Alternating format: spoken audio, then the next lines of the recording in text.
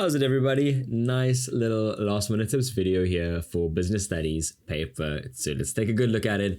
Our focus is going to be on ventures and business roles. So let's just head straight into management and leadership. Now, that is the first major section here of the paper that we'll be looking at. It's under ventures.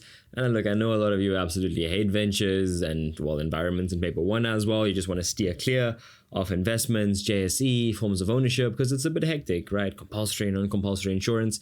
And business roles is considerably easier. You can almost freestyle it. A lot of the stuff is general knowledge, but yeah, you didn't hear that from me. But that being said, you still need to study. There are some key points that are relevant here and there. But yeah, if you're really battling, focus on roles and just do miscellaneous. But yeah, if you are doing ventures, please listen up. And if you're doing roles, you can't really get away from ventures because you have to deal with it in the MCQs, and you'll have to deal with it for a very small period in miscellaneous as well. So just have a good reading knowledge of it, know all the headings and know what's what. So for management and leadership, just understanding the difference between the 5 leadership styles that we have that are reasonably important. So democratic, autocratic, laissez-faire, charismatic, transactional.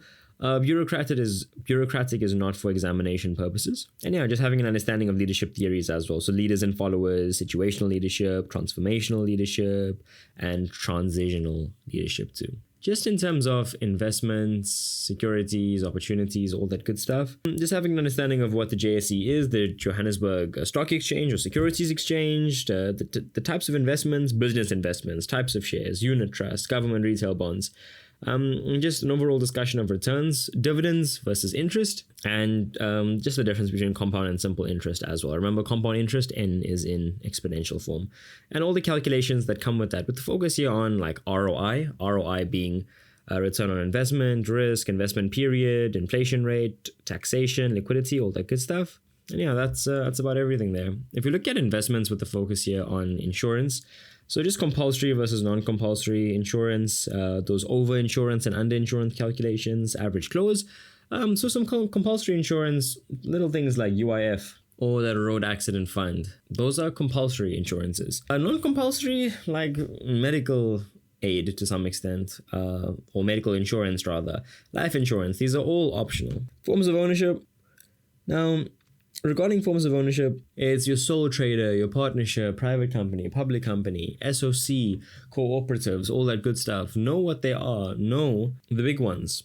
How they're taxed. Are they taxed in the owner's personal capacity? Like for a sole trader and partnership where there's no level of limited liability at all. And in the event of anything happening, they could possibly come and detach the owner's assets. In terms of management, who owns it? For a sole trader, there's like one person. There is one person.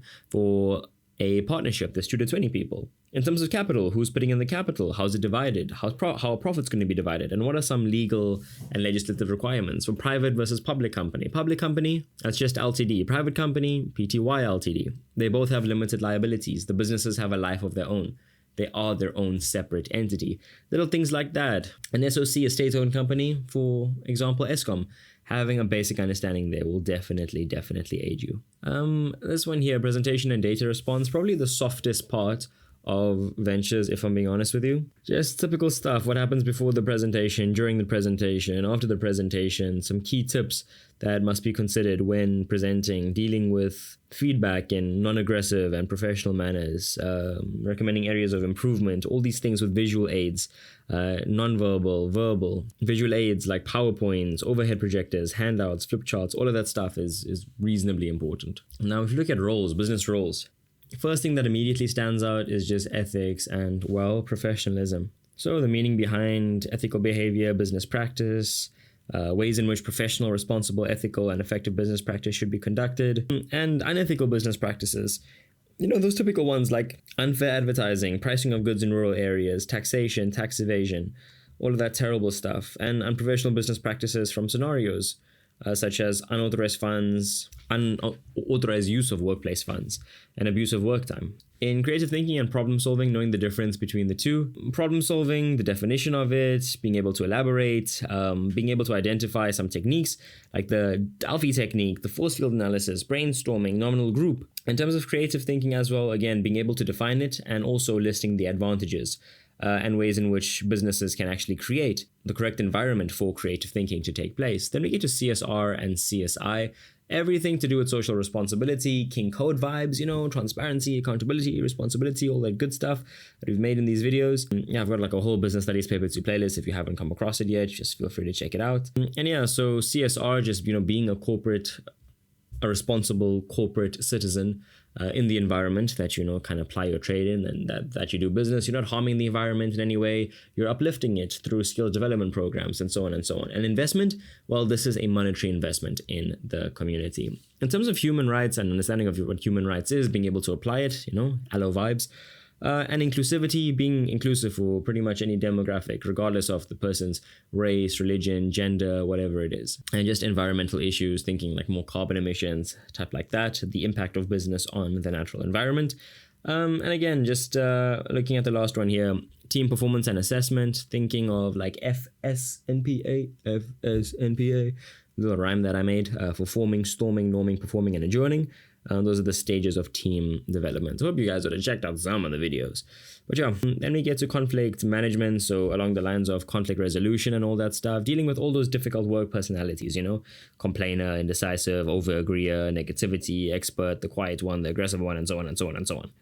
But yeah, that's just a quick rundown of everything that you should know. Hopefully I was able to just kind of shed light on it. If you're wondering, why is this guy not teaching us anything? Why is he running through topics, the stuff we need to know? Maybe you speak like this as well. Look, I've made literally like 105 videos for Business Paper 2. Feel free to check them out. It's like a playlist. Just go through it, read it, feel it, understand it, and all the preparation is there. This is just what you need to know, just in case you were doubting it. Almost like a scope for the paper. But yeah, thanks for watching, guys, and good luck for your paper. I didn't make any jokes in this one. Yeah. Now you're wondering, oh, is Goon School okay? Is he fine? No, because people said I should stop rambling. Yeah, I'm never gonna stop. Okay, I'm never gonna stop. Okay, love you. Bye. Good luck for your paper.